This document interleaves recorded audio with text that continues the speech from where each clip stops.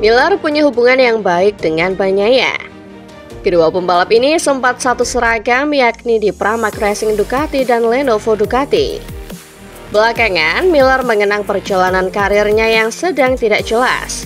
Kedatangan Toprak Razgatlioglu ke Pramac Racing Yamaha mulai musim 2026 membuat Miller berpeluang kehilangan kursi. Menariknya, situasi ini tak membuat pembalap asal Australia itu panik. Dia menyerahkan seluruh keputusan kepada petinggi Pramac Racing Yamaha. Satu hal menarik lainnya yang dibahas Miller ialah soal Francesco Bagnaia. Pembalap yang akrab disapa Peko itu sedang dalam posisi kurang baik. Sejauh ini dia baru menangi satu balapan dari total 8 seri.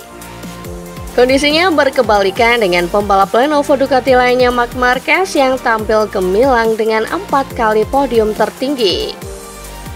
Miller sendiri memilih pasang badan membela sembari menunjukkan catatan impresif yang pernah didapatkan sang mantan rekan. Omongan nyelki dia berikan kepada orang-orang yang meragukan Bagnaia akan berbicara banyak di MotoGP 2025. Miller mengatakan Bagnaia telah memenangkan 11 balapan pada 2024 dan orang-orang mengatakan dia tidak mampu. Sangat lucu bagi Miller.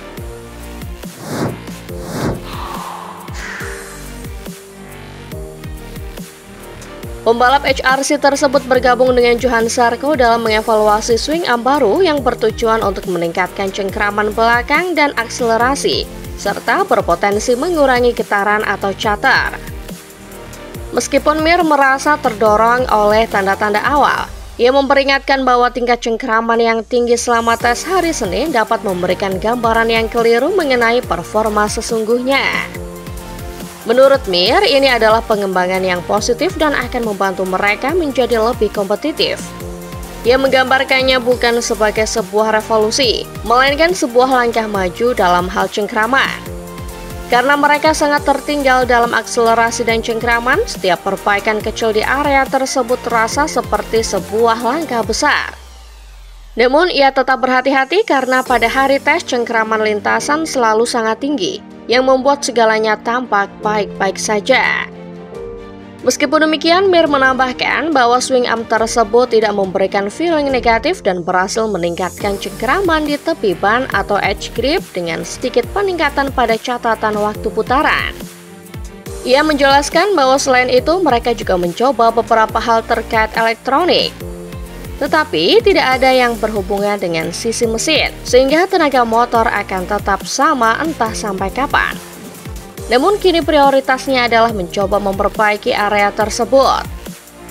Ia merasa senang karena setidaknya mereka berhasil meningkatkan salah satu dari dua area, kecepatan puncak atau akselerasi seperti yang ia harapkan. Seperti yang diindikasikan Mir, mesin Honda masih jauh tertinggal dari para pesaingnya dalam hal kecepatan murni. Mir yang menjadi pembalap Honda tercepat di posisi ke-10 dalam tes Aragon mengatakan bahwa defisit kecepatan puncak motor membuatnya kehilangan sekitar 10 km per jam dan beberapa per 10 detik setiap lap. Ia memberi contoh catatan waktu impresifnya di pagi hari dengan ban bekas. Namun ia yakin bisa 2 hingga 3 per 10 detik lebih cepat jika tidak ada masalah kecepatan puncak. Ketiga pembalap Honda, Mir, Zarco, dan Songkya Chantra berada di bagian bawah daftar kecepatan puncak dalam kedua sesi tes Aragon. Di atas kertas, celah kecepatan itu seharusnya akan terlihat sangat jelas lagi akhir pekan ini di Mugello, trek dengan lintasan lurus tercepat di musim MotoGP. Mir mengakui akan sangat sulit untuk mengelolanya karena dalam balapan terkadang untuk mengikuti seseorang, pembalap di belakang justru bisa menyalip di trek lurus. Namun tikungan terakhir yang cepat di Mugello memberinya sedikit harapan. Menurutnya karena lintasan lurus di Mugello dimulai dari gigi ketiga, mungkin di area itu tampaknya tidak akan terlalu buruk. Sementara itu rekan setim Mir, Luca Marini masih absen karena berbagai cedera yang dideritanya saat menguji motor Superbike di Jepang.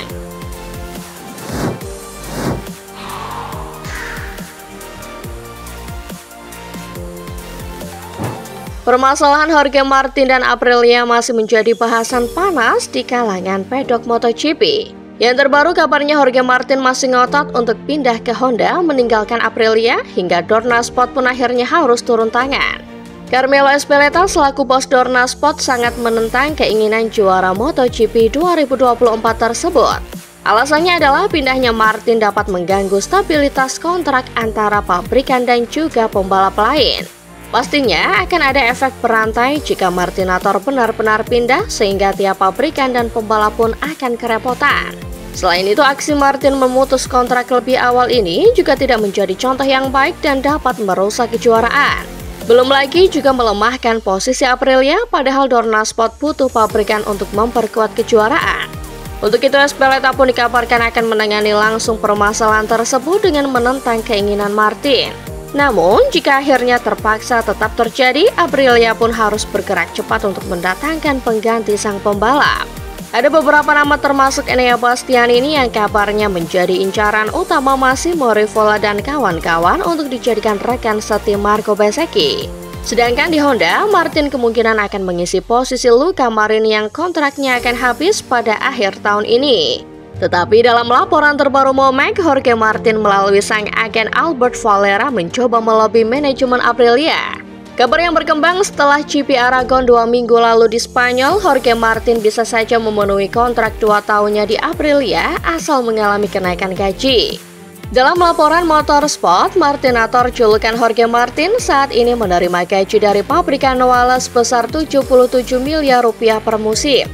Aprilia disebutkan juga menolak untuk memenuhi apa yang menjadi permintaan manajer dari Jorge Martin. Tetapi, pabrikan asal Italia itu juga bertekad untuk menempuh jalur hukum jika di akhir musim nanti Martinator tetap ngeyel ingin meninggalkan Aprilia. Jika Aprilia tak mau berkepanjangan dengan drama Jorge Martin, maka permintaan sang rider akan dipenuhi. Atau jika tidak, maka adik Ducati itu dengan berat hati memenuhi apa yang menjadi permintaan juara dunia MotoGP 2024 tersebut. Sebagai gantinya, Aprilia harus mencari pengganti yang sepadan, sementara tugas itu bukan hal yang mudah untuk menemukan pembalap sekelas Jorge Martin.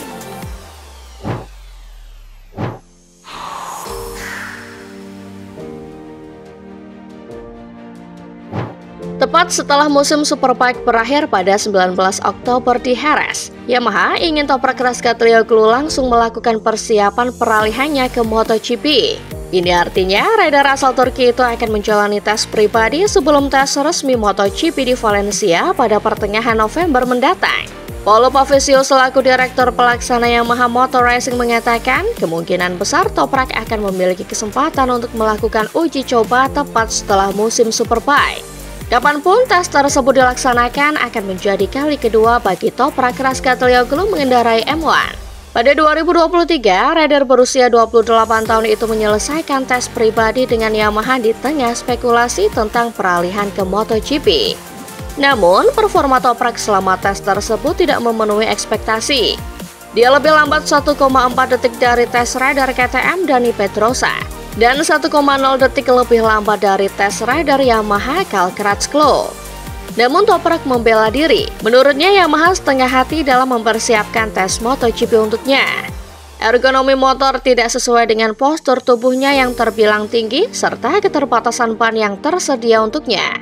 Akhirnya Toprak memilih bertahan di WSBK tapi hengkang dari Yamaha dan bergabung ke BMW. Dan tahun lalu dia mempersembahkan gelar dunia untuk pabrikan asal Jerman itu setelah bersaing ketat melawan pembalap Ducati Nicolo Bulega. Tapi pada 2026 Toprak akan kembali ke pangkuan Yamaha di tim Pramac dengan dukungan pabrikan.